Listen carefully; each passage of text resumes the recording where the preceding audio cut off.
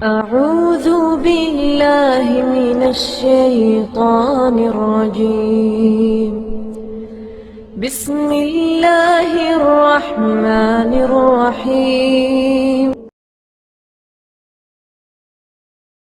ومن أحسن قولا ممن دعا إلى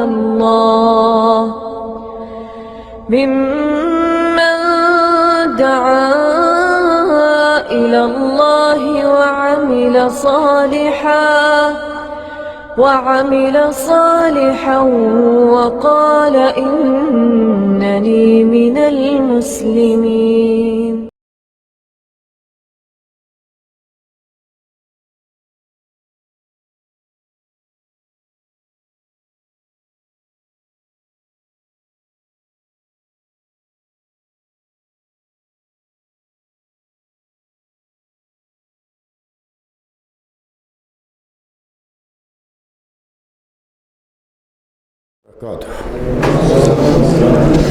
إن الحمد لله نحمده ونستعينه ونستغفره ونعوذ بالله من شرور أنفسنا ومن سيئات أعمالنا من يهده الله فلا مضل له ومن يضلل فلا هادي له وأشهد أن لا إله إلا الله وحده لا شريك له وأشهد أن محمدا عبده ورسوله.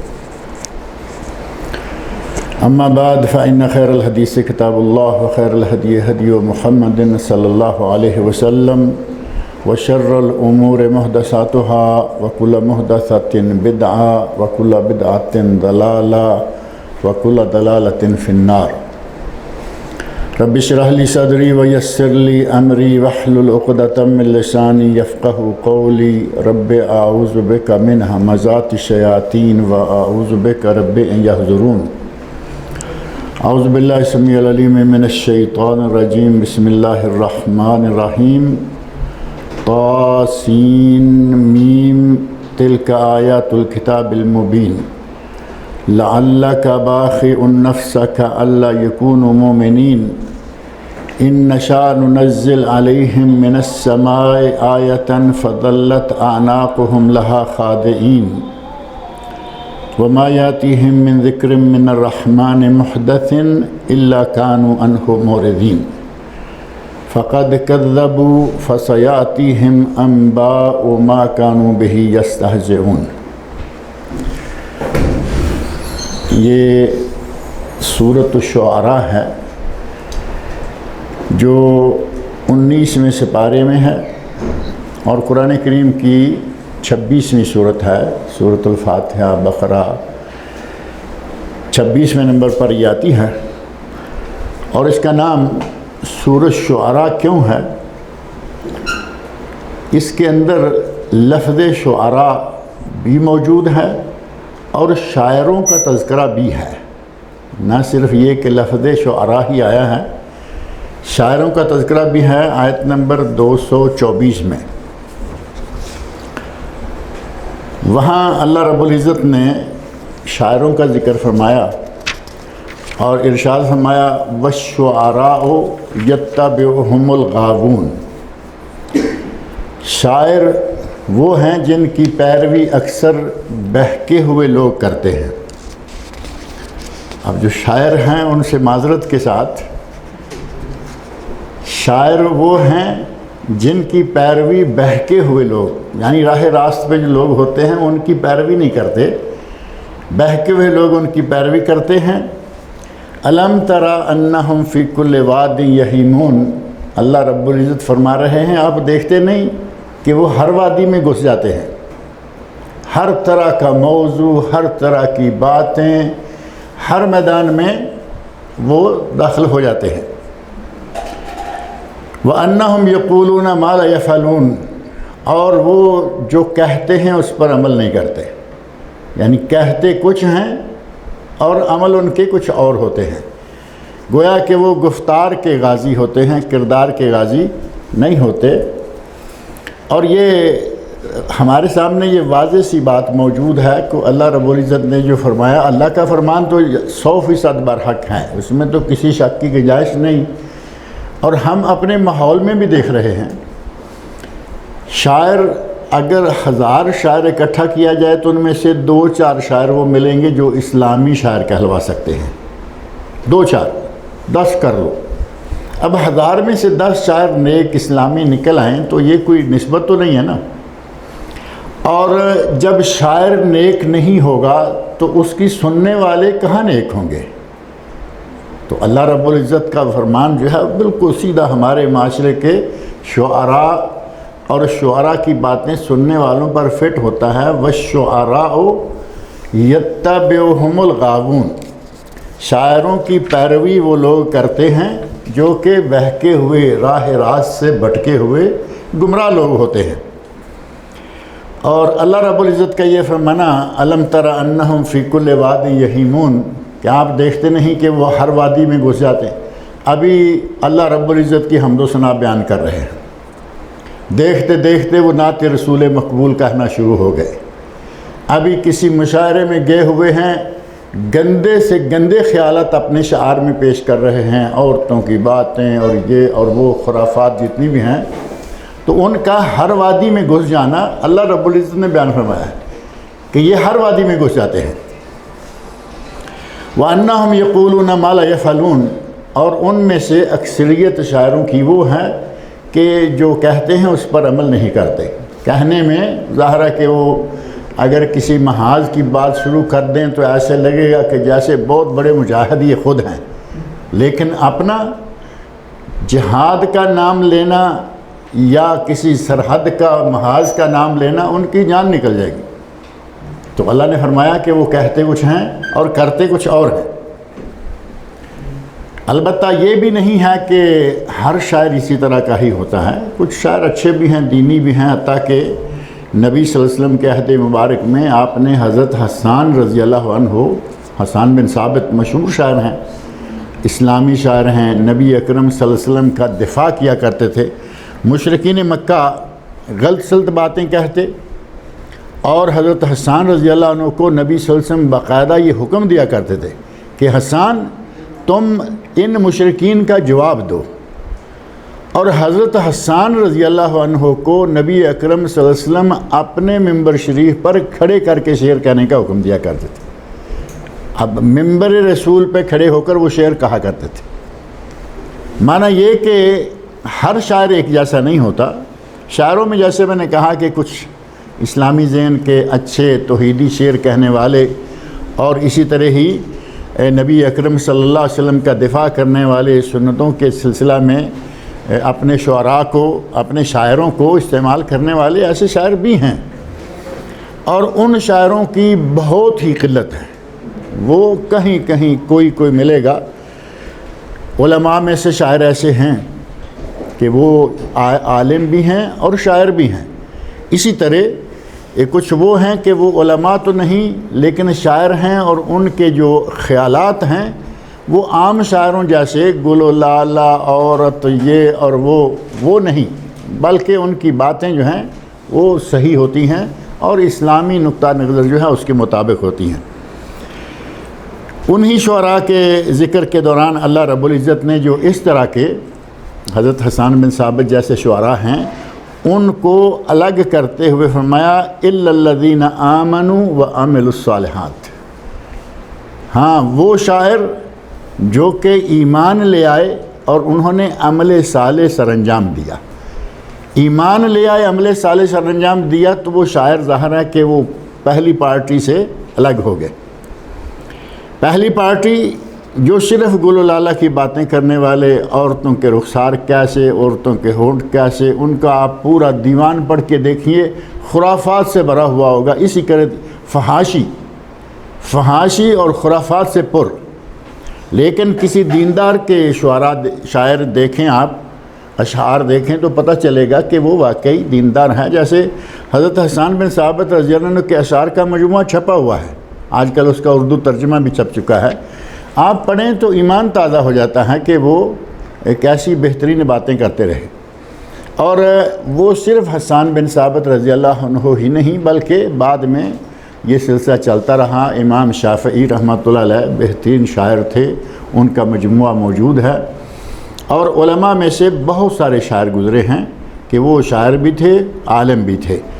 اللہ رب العزت فرماتے ہیں الا الذین آمنوا وعملوا الصالحات، لیکن وہ لوگ، شعراء میں سے وہ لوگ جو ایمان لائے اور انہوں نے عمل صالح سر انجام دیے، وذکروا اللہ کثیرا، اور انہوں نے اللہ کا بکثرت ذکر کیا. یعنی ان کے شعروں میں وہی اول پھول نہیں ہوتا، بلکہ ان کے شعروں میں اچھی باتیں، اللہ کا تذکرہ، اللہ کی توحید، اللہ کی وحدانیت کی نشانیاں اور بیان، وہ ساری چیزیں ہوتی ہیں. وانتصروا من بعد ما ظلموا، اور اپنی مظلومی کے بعد جن لوگوں نے انتقام لیا. اب مشرکین مکہ یا کفار شاعر جو ہیں وہ ہمیشہ اسلام کے خلاف بکتے رہے اور بکتے چلے آ رہے ہیں. اگر کوئی شاعر اس ظلم کا انتقام لینے کے لیے ان کی جوابی کارروائی کرتا ہے تو وہ بھی اہل ایمان کی صفت میں اور ان میں شامل ہو جاتا ہے. فرمایا وانتصروا من بعد ما ظلموا، اور وہ اپنی مظلومی کے بعد انہوں نے انتقام لیا.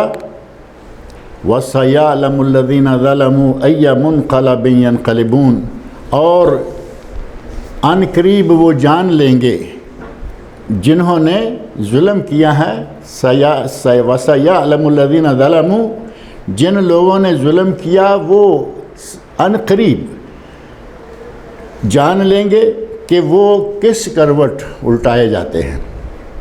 یعنی جنہوں نے ظلم کیا ہے انہیں پتہ چل جائے گا ان قریب. مراد یہ کہ اس دنیا میں اگر وہ بچ کے نکل ہی جاتے ہیں تو آخر وہ کہاں جائیں گے؟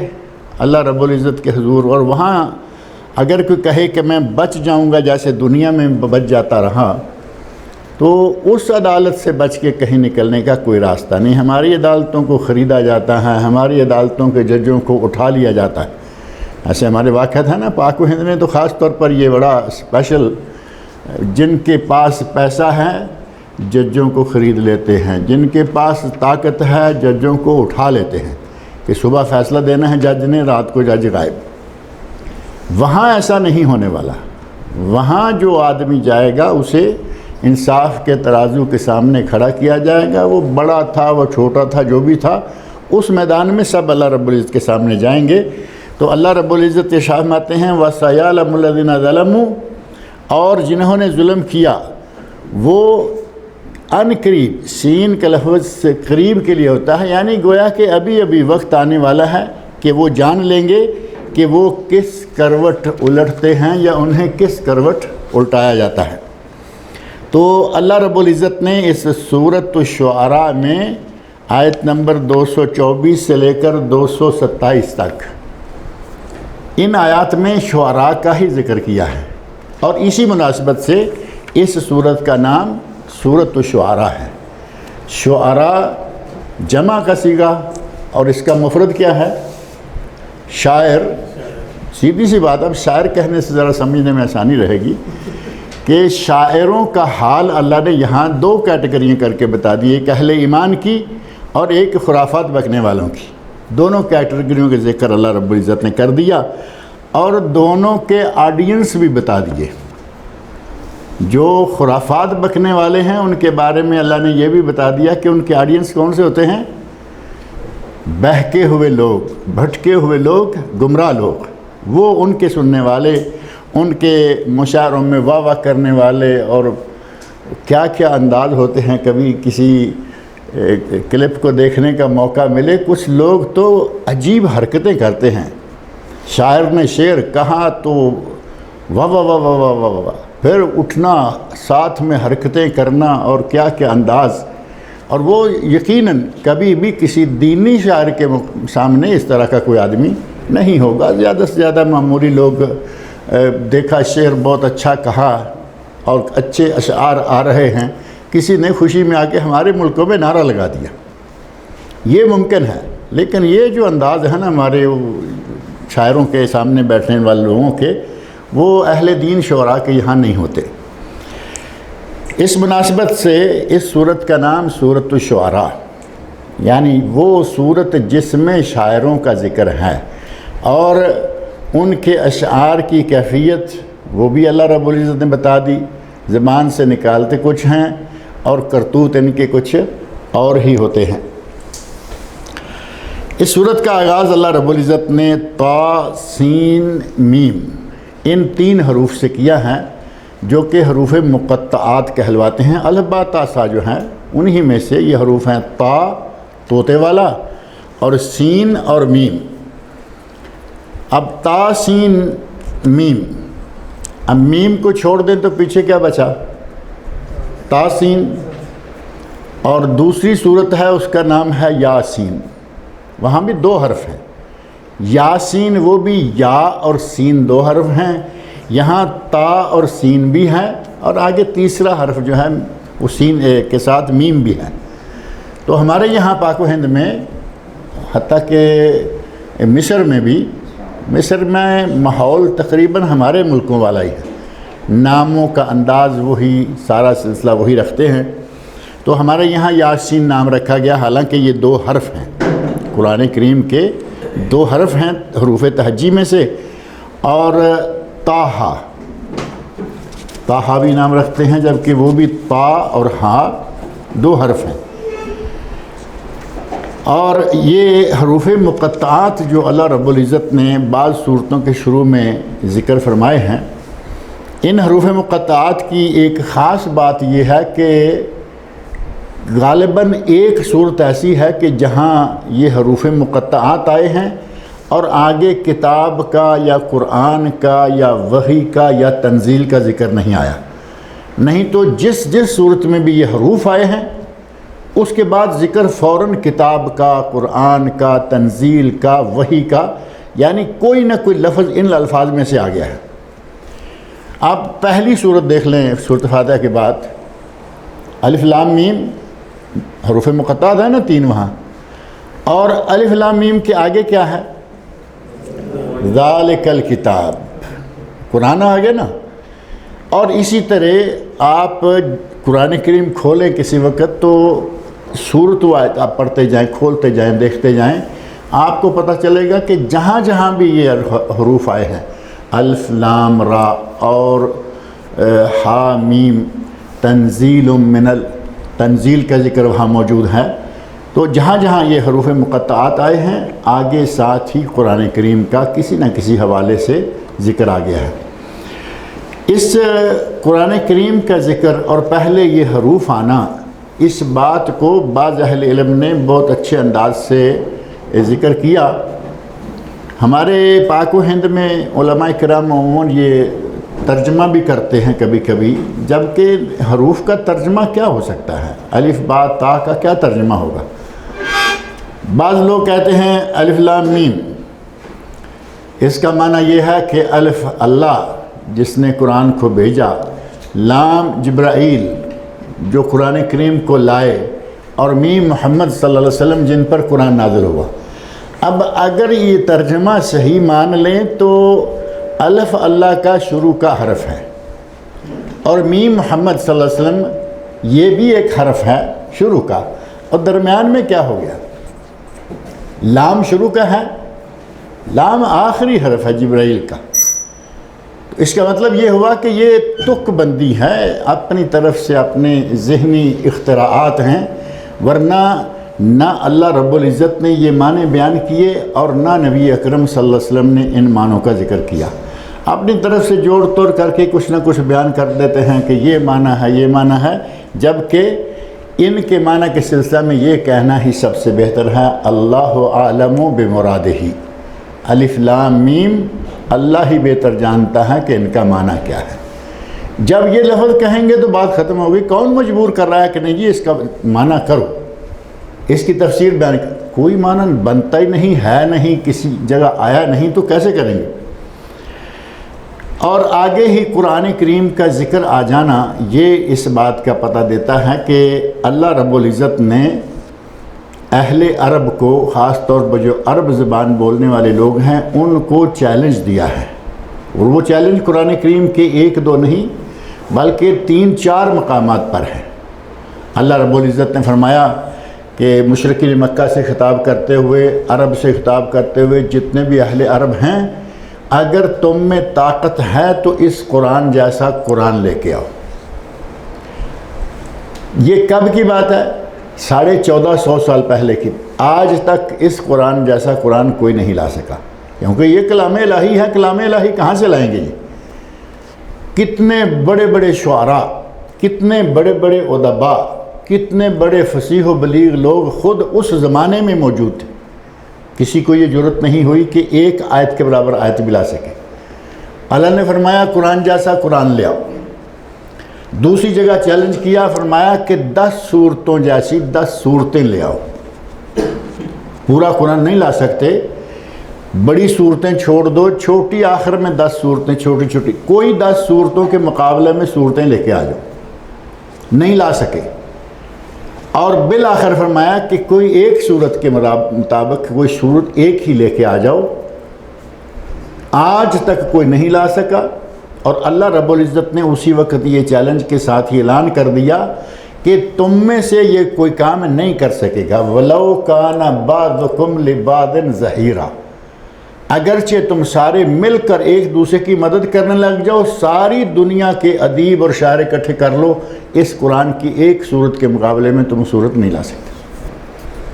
تو گویا کہ اللہ رب العزت نے چیلنج کیا کہ تم بھی عربی لکھتے پڑھتے ہو، بولتے ہو، تمہاری عربی کے حروف بھی یہی 26 ہیں، 26 27 حروف نا الہبات جو ہیں۔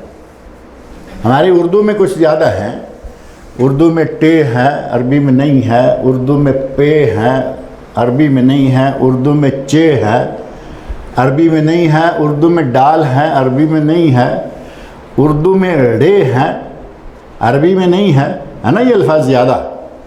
ہماری حروف تہجی جو ہے ان سے زیادہ ہے۔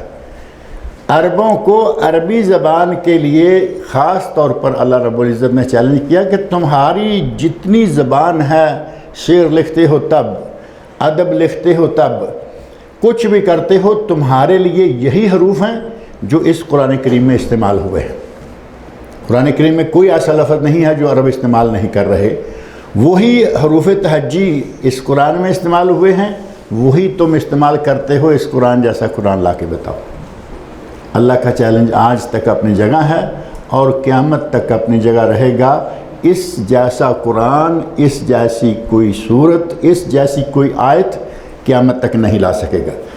یہاں اللہ رب العزت نے فرمایا طاسین میم تلک آیات الکتاب المبین، یہ کتاب مبین کی آیات ہیں۔ یہ قرآن کریم جو ہے کتاب مبین کی آیات ہیں، روشن کتاب، مبین کا معنی واضح اور روشن۔ یہ آیتیں روشن کتاب کی ہیں، اور آگے فرمایا لعلک باخع نفسک الا یکونوا مؤمنین، اے میرے نبی ان کے ایمان نہ لانے پر شاید آپ اپنے آپ کو ہلاک کر لیں گے۔ نبی اکرم صلی اللہ علیہ وسلم کی دلی خواہش، دلی تمنا تھی کہ جتنے بھی لوگ ہیں، عیسائی ہیں، یہودی ہیں، مشرک ہیں، مجوسی ہیں، یا کوئی بھی بے دین ہے، وہ سارے کے سارے لوگ مسلمان ہو جائیں۔ یہ تو ظاہر ہے کہ ہماری بھی تمنا ہے نا، ہم بھی چاہتے ہیں کہ ساری دنیا مسلمان ہو جائے۔ کیوں لوگ جہنم میں جلیں، ان کو کیوں عذاب ہوں، وہ بھی ہماری طرح کے انسان ہیں، سارے مسلمان ہو جائیں۔ اور نبی صلی اللہ علیہ وسلم کو تو اللہ رب العزت نے خود قرآن کریم میں فرمایا انکا وما ارسلناک الا رحمت للعالمین، ہم نے آپ کو تمام جہانوں کے لیے رحمت بنا کے بھیجا ہے۔ جب اللہ رب العزت نے نبی صلی اللہ علیہ وسلم کو رحمت للعالمین بنایا ہے تو ظاہر ہے کہ آپ کا دل ہر وقت یہ چاہتا کہ یہ لوگ جو مشرک ہیں، بتوں کو پوج رہے ہیں اور عجیب و غریب قسم کے ان کی حرکتیں ہیں، یہ سارے لوگ کبھی مسلمان ہو جائیں تو بہت اچھا ہو۔ اسی غم میں، اسی پریشانی میں نبی اکرم صلی اللہ علیہ وسلم مبتلا رہتے، حتیٰ کہ قرآن میں اللہ نے ایک جگہ نہیں کئی جگہ فرمایا کہ اگر یہ مسلمان نہ ہوں گے تو کیا تم اپنے آپ کو ہلاک کر لو گے؟ جیسے یہاں فرمایا لعلک، شاید، باخع النفس کا، آپ اپنے نفس کو ہلاک کرنے جا رہے ہیں، اللہ یکون مومنین، کہ یہ لوگ مومن کیوں نہیں ہو جاتے؟ اگر یہ لوگ مومن نہ ہوئے تو کیا تم اپنے آپ کو ہلاک کر لو گے؟ اور یہ بات قرآن کریم کے دیگر مقامات پر بھی اللہ رب العزت نے بیان فرمائی۔ اسی سلسلہ میں سورۃ الکہف کی آیت ہے بالکل شروع میں 6 آیت فرمایا فلا اللہ کا باخع النفس کا علی آثارہم، وہی لفظ استعمال فرمایا، فلا اللہ کا باخع النفس کا علی آثارہم ان لم یؤمنوا بہذا الحدیث اسفا۔ اے میرے نبی، کیا آپ اگر یہ لوگ ایمان نہ لائیں گے تو کیا آپ ان کے پیچھے رنج میں، غم میں، خوشی میں اپنے آپ کو ہلاک کر لیں گے؟ اور بہذا الحدیث، اس حدیث پر، اور یہ حدیث کون سی ہے؟ قرآن کریم ہے نا۔ حدیث سے قرآن کریم کو بھی کہا گیا اور حدیث نبی صلی اللہ علیہ وسلم کے ارشادات کو بھی کہا گیا۔ تو یہاں اللہ رب العزت نے اپنے کلام کے بارے میں فرمایا کہ اگر یہ لوگ اس قرآن پر ایمان نہیں لاتے اور ایمان پوری طرح ایمان میں داخل نہیں ہوتے، مسلمان نہیں ہوتے، تو اے میرے نبی کیا آپ اپنے آپ کو ہلاک کر لیں گے؟ نبی کی ذمہ داری کیا ہوتی ہے؟ پیغام پہنچا دینا۔ وما علی الرسول الا البلاغ، رسول کی ذمہ داری پہنچانا رسول کی ذمہ داری ہے، منوانا ذمہ داری نہیں۔ یہ ذمہ داری نہیں ہے کہ یہ مومن کیوں نہیں ہوئے، ہم آپ سے پوچھیں گے کہ تمہیں رسول بنایا، نبی بنایا، یہ ایمان کیوں نہیں لائے؟ نہیں، وما علی الرسول الا البلاغ۔ اور ہر رسول کے بارے میں اللہ نے فرمایا رسول کی ذمہ داری صرف پہنچا دینا ہے، منوانا، کسی کو اسلام میں داخل کرنا اور زور زبر کر کے داخل کرنا تو ویسے ہی جائز نہیں ہے۔ قرآن کریم میں اللہ نے فرمایا لا اکراہ فی الدین، دین میں جبر نہیں، دین میں داخل کرنے کے لیے کسی کو آپ پکڑ کے لائیں اور گن پوائنٹ پہ کہیں کہ یہ بھی کلمہ پڑھو، ایسا اسلام میں جائز نہیں ہے، اپنی مرضی سے کوئی مسلمان ہو یا نہ ہو۔ تو سورۃ الکہف کی آیت نمبر 6 میں بھی اللہ رب العزت نے وہی بات ارشاد فرمائی کہ اے میرے نبی اگر یہ لوگ مسلمان نہیں ہوتے تو کیا آپ اپنے آپ کو ہلاک کر لیں گے؟ اور اسی طرح کی ایک آیت جو ہے وہ سورہ یونس میں ہے، سورہ یونس کی آیت نمبر 99 اللہ رب العزت شاہ فرماتے ہیں وَلَوْ شَاءَ رَبُّكَ لَآمَنَ مَنْ فِي الْأَرْضِ كُلُّهُمْ جَمِيعًا، اگر اللہ چاہتا تو جتنے لوگ روئے زمین پر موجود ہیں وہ سارے کے سارے ایمان لے آتے۔ اگر اللہ چاہتا تو اس کے لیے کیا یہ بات ناممکن تھی؟ اللہ چاہتا تو سارے لوگ مومن ہو جاتے، مسلمان ہو جاتے۔ اللہ رب العزت اگر اس معاملے میں لوگوں کو جبراً مسلمان کرتا تو پھر اختیار کا تو کوئی معنی نہ رہتا نا۔ اللہ نے انسان کو اختیار دیا ہے، راستے دونوں بتا دیے ہیں، خیر کا بھی شر کا بھی، جنت کا بھی جہنم کا بھی، دونوں راستے دکھا دیے۔ اِنَّا هَدَيْنَهُ السَّبِيلَ اِمَّا شَاكِرًا وَإِمَّا كَفُورًا، ہم نے انسان کو دونوں راستے بتا دیے، اب شکر گزار ہو جائے یا کفر کرنے والا ہو جائے۔ شکر گزار ہو جائے گا جنت، اور کفر کرنے والا ہوگا تو ٹھکانہ جہنم ہوگا۔ یہاں اللہ رب العزت نے ارشاد فرمایا سورہ یونس کی آیت 99 وَلَوْ شَاءَ رَبُّكَ لَآمَنَ مَنْ فِي الْأَرْضِ كُلُّهُمْ جَمِيعًا، اللہ چاہتا تو روئے زمین کے تمام لوگ مومن ہو جاتے، مسلمان ہو جائے۔ أَفَأَنْتَ تُكْرِهُ النَّاسَ حَتَّى يَكُونُوا مُؤْمِنِينَ، اے میرے نبی کیا آپ ان لوگوں کو زبردستی مومن کرنا چاہتے ہیں؟ یعنی کیا آپ ان لوگوں کو زبردستی ایمان میں داخل کریں گے جو کہ کسی کی ذمہ داری اللہ نے لگائی ہی نہیں ہے؟ تو آپ نے فرمایا کہ تم ان کے ساتھ زبردستی نہیں کر سکتے کہ ان کو لازمی ایمان میں لاؤ، یہ آئیں تو ان کی قسمت، نہ آئیں تو ان کی بدقسمتی، یہ اپنے معاملے جو ہیں اللہ کے سامنے پیش کرتے رہیں گے، نپٹتے رہیں گے۔ غرض یہ کہ اللہ رب العزت نے نبی اکرم صلی اللہ علیہ وسلم کے دل مبارک کی جو اصل تمنا ہے وہ بھی بیان فرما دی کہ میرا نبی کتنا مہربان ہے کہ اس سے یہ دیکھا نہیں جاتا کہ لوگ اسلام میں داخل نہ ہوں۔ آپ کی ہر وقت یہ تمنا رہتی کہ کاش یہ لوگ جو مشرک ہیں، کافر ہیں، یہودی ہیں، عیسائی ہیں، مجوسی ہیں، یہ سارے کے سارے ایمان لے آئیں، مسلمان ہو جائیں، تاکہ سب کے سب جنت میں داخل ہونے کے لائق ہو جائیں۔ لیکن اللہ نے فرمایا کہ جبر ہے نہیں، اور اس سلسلہ میں تم اپنے آپ کو غم میں مبتلا کر کے ہلاکت میں ڈال لو، یہ تمہاری ذمہ داری نہیں ہے، تمہارا کام ہے لوگوں کو پہنچا دینا۔ ان نشاء ننزل علیہم من السماء آیۃ فظلت اعناقہم لہا خاضعین، یہاں بھی اللہ نے وہ بات ارشاد فرما دی کہ ہم چاہتے تو کوئی ایسی چیز نازل کر دیتے کہ ان کی گردنیں اس کے سامنے ہمیشہ جھکی رہتی. ہم چاہتے تو کوئی ایسی چیز نازل کر دیتے کہ یہ گردن اٹھا نہ سکتے، یعنی اسی پر جمے رہتے اور خروج ایمان سے ذرا برابر یہ باہر نہیں نکل سکتے تھے. لیکن ہم ایسا چاہتے نہیں. اگر ہم چاہتے تو ان پر آسمان سے کوئی ایسی نشانی اتارتے کہ جس کے سامنے ان کی گردنیں خم رہتی. اگر ایسا ہوتا تو پھر وہ جبر کا معاملہ شروع ہو جاتا. اللہ رب العزت نے اسلام میں جبر رکھا نہیں. انسان کو اختیار دیا ہے، راستے دونوں بتا دیے ہیں. ان دونوں میں سے جس راستے پر چڑھ جاؤ یہ تمہاری مرضی ہے.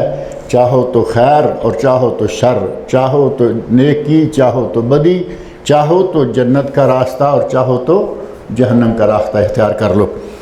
اللہ رب العزت نے انسان کو یہ اختیار دینے کے بعد قرآن دیا، انبیاء مبعوث فرمائے، اور وہ نشانی جو فرما رہا ہے کہ ہم ایسی نشانی آسمان سے اتار دیتے وہ نہیں کیا. یعنی جس کے سامنے لوگ مجبور ہو جائیں ایسا نہیں. رسول بھیجے، رسولوں کو کہا کہ تم مجبور نہیں کر سکتے. قرآن بھیجا، نازل کیا، قرآن کسی کو مجبور کیسے کرے گا؟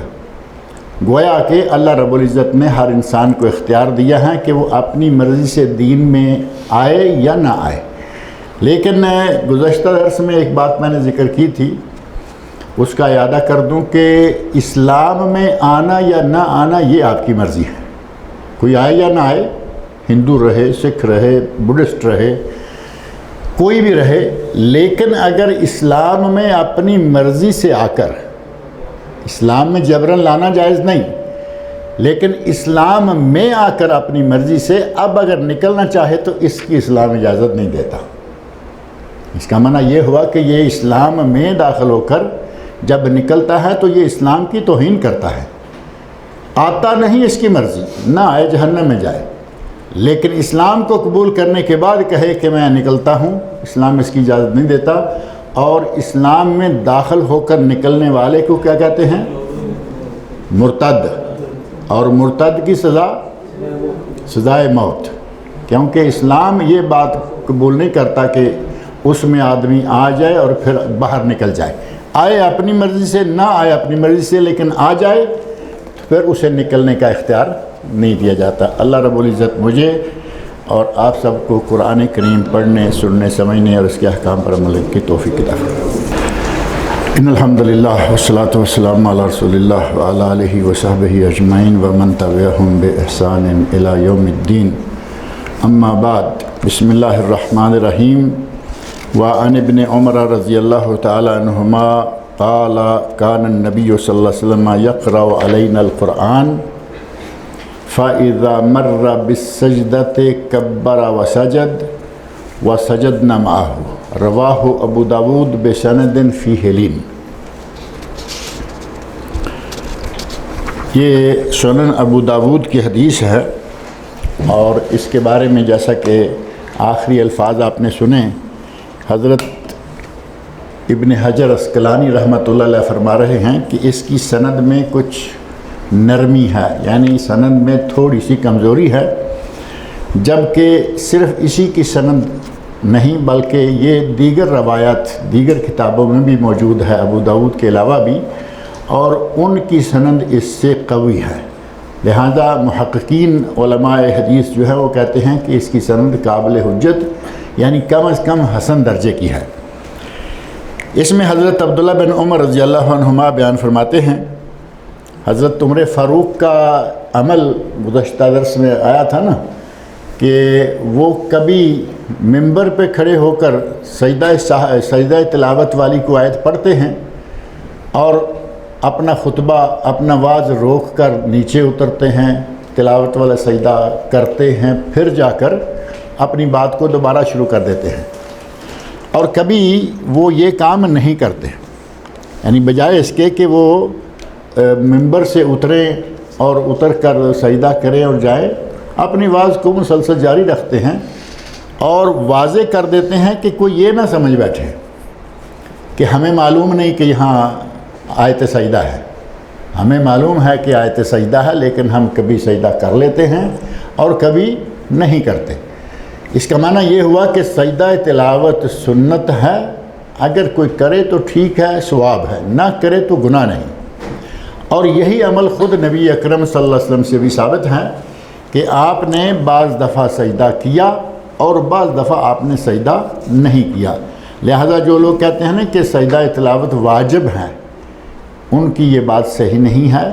اگر واجب ہوتا تو پھر نبی صلی اللہ علیہ وسلم نہ کرنے، سجدہ نہ کرنے والی بات آپ سے ثابت نہ ہوتی کہ کبھی کیا اور کبھی نہیں کیا۔ اس کا مطلب یہ ہے کہ واجب نہیں ہے لیکن کرنا چاہیے۔ اور حضرت عمر فاروق رضی اللہ عنہ کا عمل جو ہے وہ اس بات کا پتہ دیتا ہے کہ ایسا انہوں نے اپنی مرضی سے نہیں کیا، بلکہ نبی صلی اللہ علیہ وسلم کے عمل مبارک کو انہوں نے اپنے سامنے رکھا ہوا تھا۔ اور سجدہ تلاوت کی جو دعا ہے، ایک پچھلے درس میں بھی ذکر کی تھی، ایک نہیں بلکہ دو دعائیں ہیں۔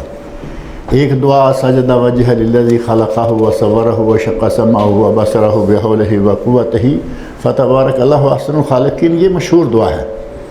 اس دعا کے بارے میں بعض نے کہا کہ یہ صحیح سند سے ثابت نہیں ہے، جبکہ بعض دیگر محدثین نے باقاعدہ اس کی اسناد ذکر کی اور کہا کہ یہ قابل قبول، یعنی کم از کم حسن درجہ کی سند سے یہ دعا ثابت ہے۔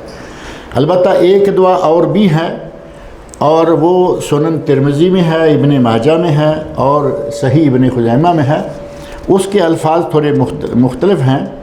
اس میں ہے اللہم اکتب لی بہا عندک اجرن، اے اللہ میں نے یہ جو سجدہ تلاوت کیا ہے تو اس کے برعکس یا اس کے عوض میرے لیے اجر لکھ دے، وضع انی بہا وزرن، اور اس کے ذریعے میرے کچھ گناہوں کو کم کر دے، بوجھ کم کر دے، وجعلھا لی عندک ذخرن، اور میرے لیے اس سجدے کو اپنے پاس خزانہ بنا لے، وتقبلھا منی کما تقبلت من عبدک داؤد، جس طرح تو نے داؤد علیہ السلام کا سجدہ قبول کیا تھا اسی طرح میرا بھی سجدہ قبول کر۔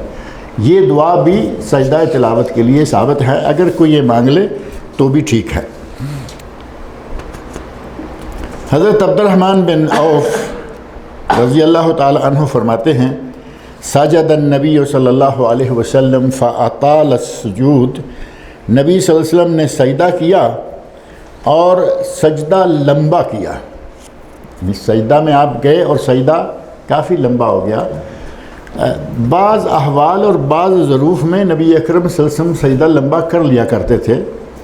ایک مرتبہ آپ سجدہ میں گئے اور سجدہ لمبا ہو گیا، صحابہ کرام اور خاص طور پر جو راوی حدیث ہیں وہ کہتے ہیں کہ ہم سمجھے کہ شاید نعوذ باللہ نبی صلی اللہ علیہ وسلم فوت ہو گئے ہیں۔ سجدے کی حالت میں اتنا لمبا سجدہ کیا کہ ہم نے برا گمان، یعنی برا گمان کیا تھا کہ شاید فوت ہو گئے ہیں۔ جب آپ نے دیر کے بعد، اب یہ دیکھیں کہ کسی کو یہ ہمت نہیں ہوئی کہ سجدہ لمبا ہوا ہے تو اٹھ کے گلے پڑ جائے۔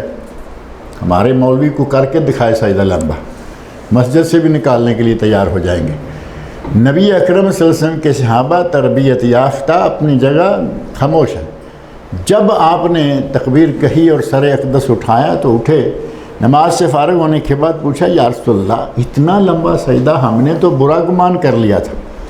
تو آپ نے فرمایا کہ میں سجدہ گیا اور حسن حسین آ کے میری کمر پر سوار ہو گئے، میں نہیں چاہتا تھا کہ میں اب ان کا دل توڑوں۔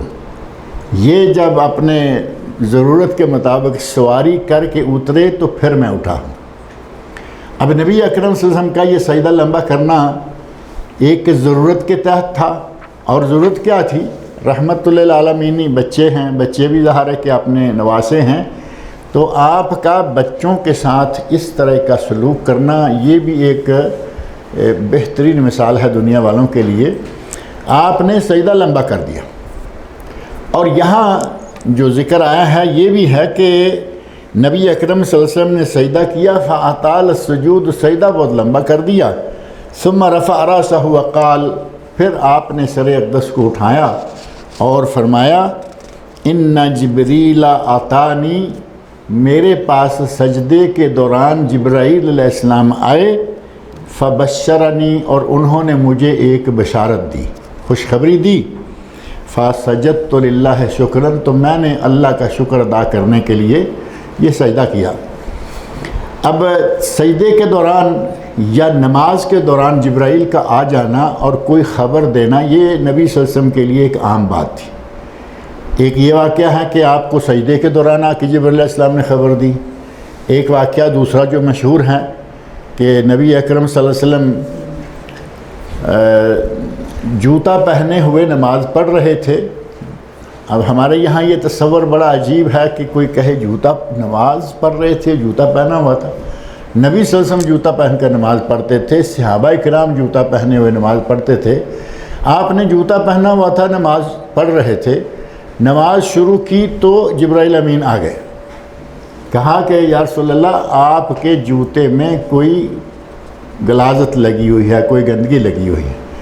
تو آپ نے جوتا نکالا اور سائیڈ میں رکھ دیا۔ وہ تو ظاہر ہے کہ کنکر پتھر اور ریت کا زمانہ تھا، کوئی آج کی طرح کے قالین تو تھے نہیں۔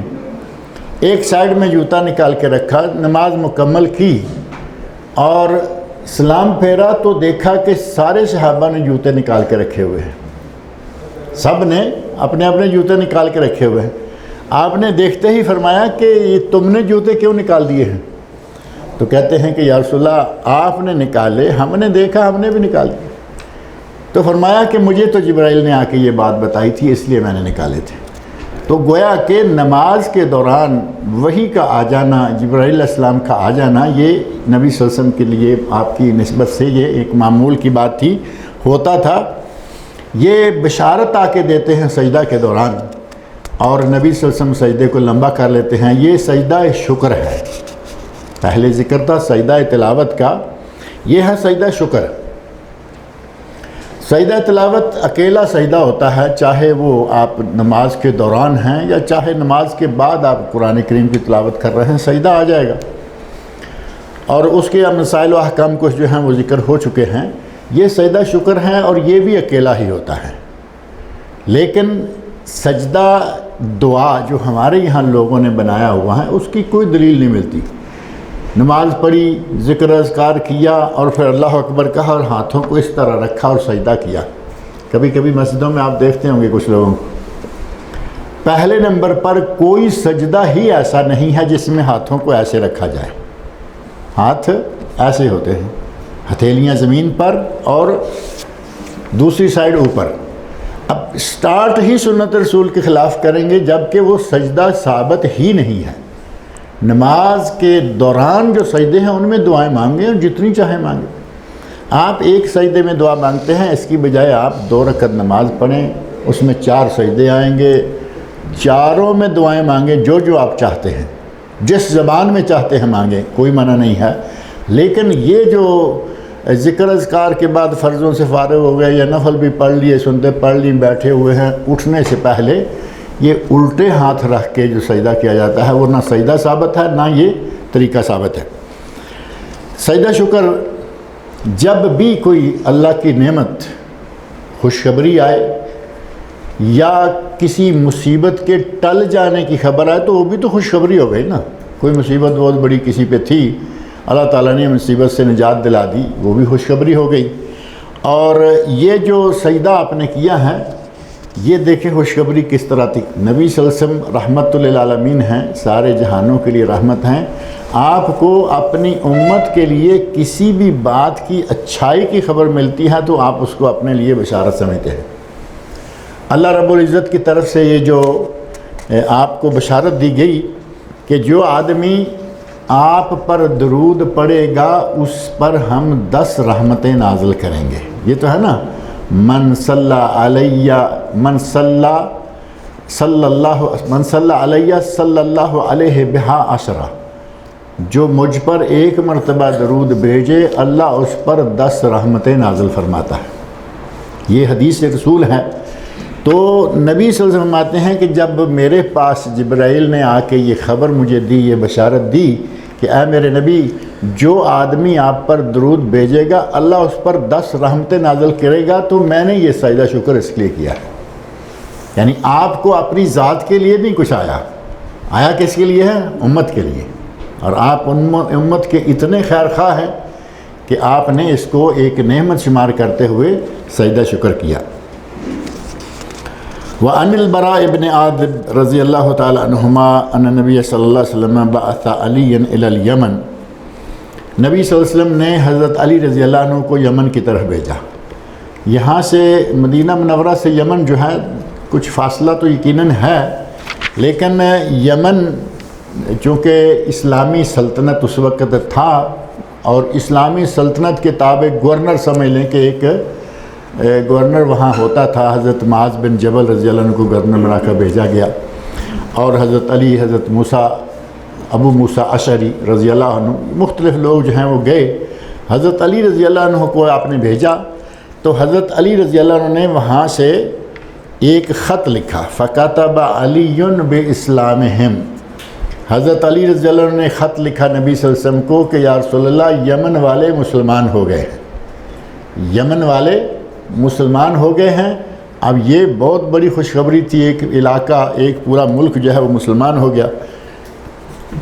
فلما قرأ رسول اللہ صلی اللہ علیہ وسلم الکتاب، نبی صلی اللہ علیہ وسلم نے جب یہ مکتوب گرامی حضرت علی رضی اللہ عنہ کا یہ خط پڑھا، خر ساجدن، تو اسی وقت سجدہ شکر میں آپ نے سر اقدس کو زمین پہ رکھ دیا، شکرا للہ تعالی علی ذالک، اور یہ شکر کرنے کے لیے، اللہ کا شکر کرنے کے لیے کہ اتنے بڑے علاقے کے اتنے لوگ جو ہیں وہ اسلام میں داخل ہو گئے ہیں۔ تو یہ سجدہ شکر ہے، اور سجدہ شکر کے لیے کچھ شرائط جو ہیں وہ نماز کی نسبت کم ہیں۔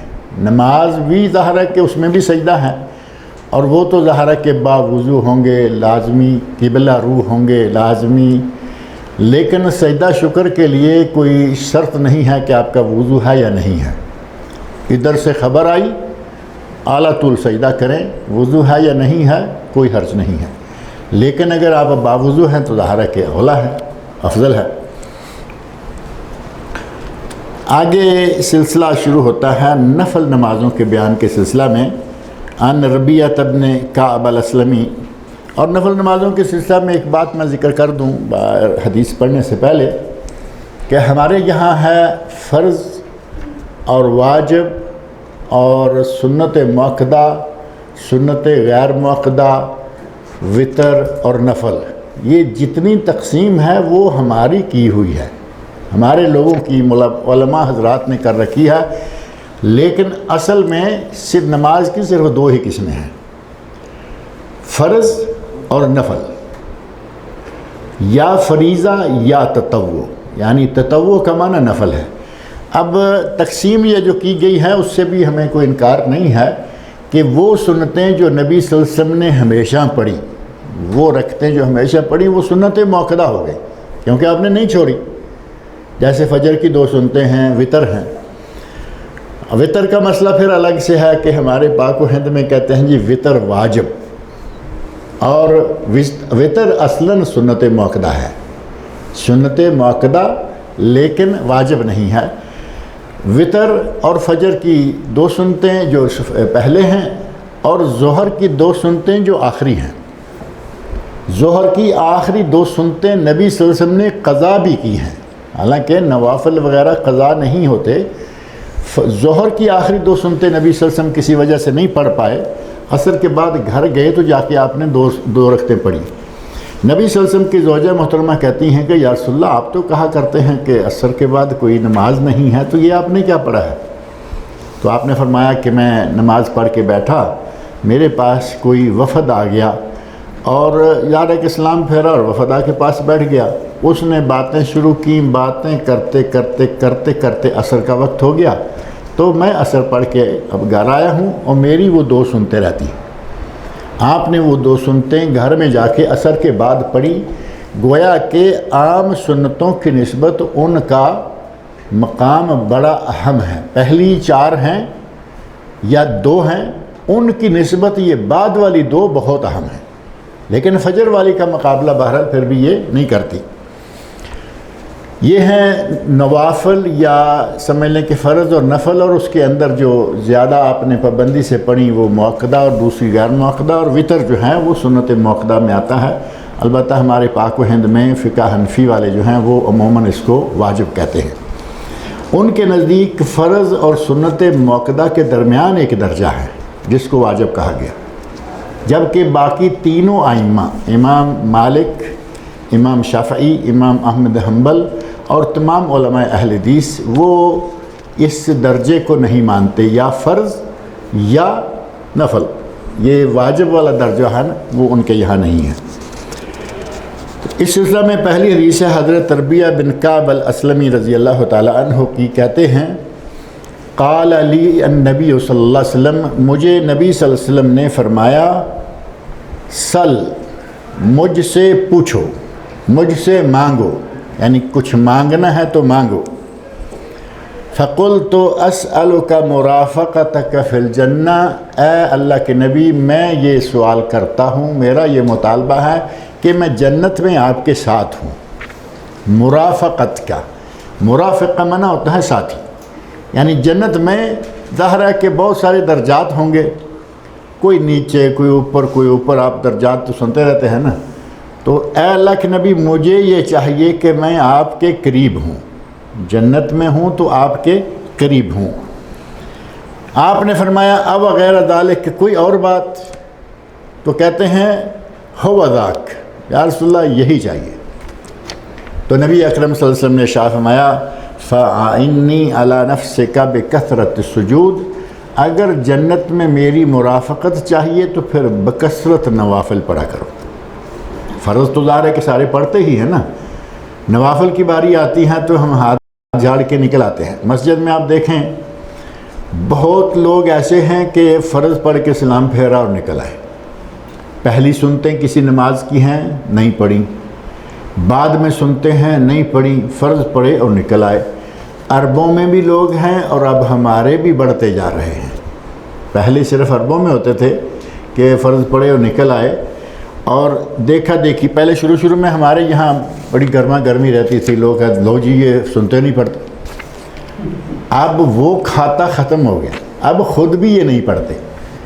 بہت سارے لوگ ایسے ہیں آپ دیکھیں گے مارکیٹ کی مسجدوں کے قریب جو ہیں، اب وہ تو خاص طور پر دکان کھولنی ہے، اسلام فرض کو پھر گئے دکانیں کھل گئیں، تو وہ بہت آپ دیکھیں گے کہ مارکیٹ کی جتنی مسجدیں ہیں وہاں فرضوں کے بعد کوئی نظر نہیں آتا، چند لوگ رہ جائیں گے بیکار جن کے پاس کوئی کام کاج نہیں ہے۔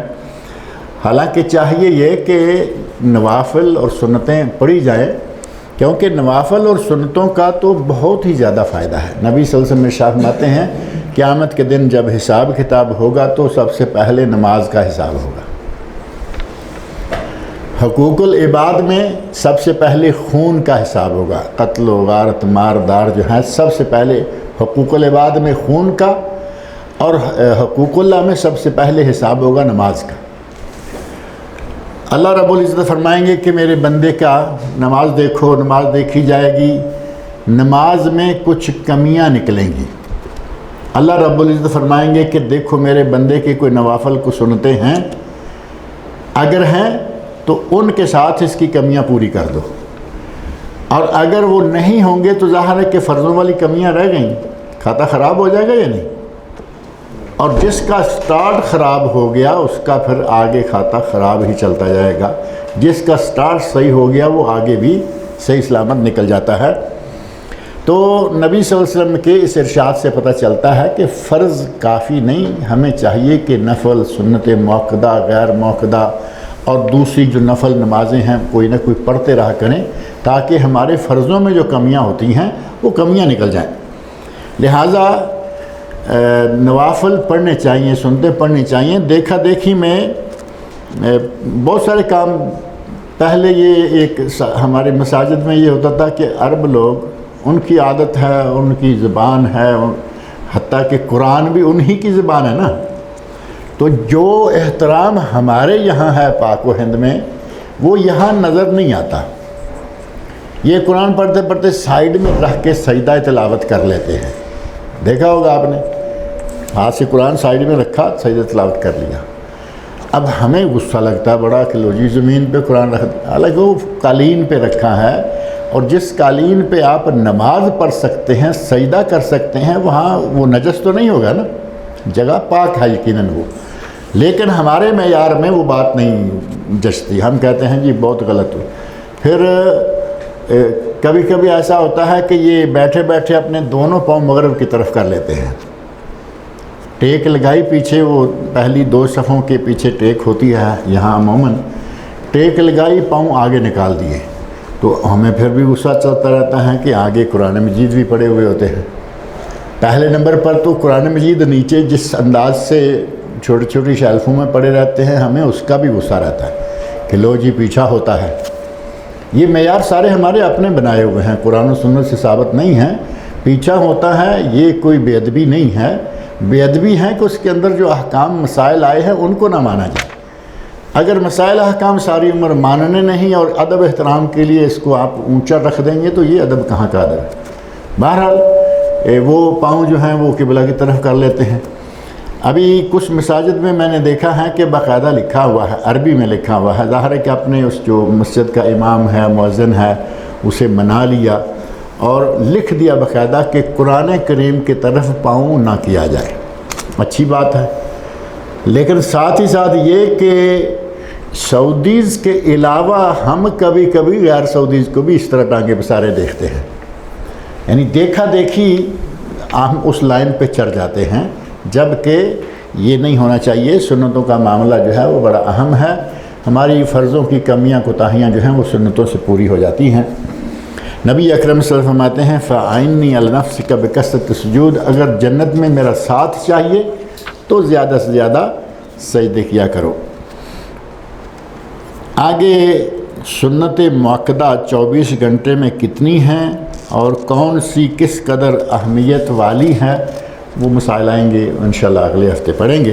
اللہ رب العزت مجھے اور آپ سب کو نبی اکرم صلی اللہ علیہ وسلم کے ارشادات پڑھنے، سننے، سمجھنے اور ان پر عمل کرنے کی توفیق عطا فرمائے۔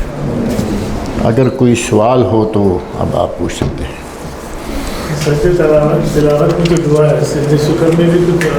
سجدہ شکر میں کوئی دعا خاص سے ثابت نہیں ہے، آپ شکر الحمدللہ پڑھیں، کچھ بھی کریں۔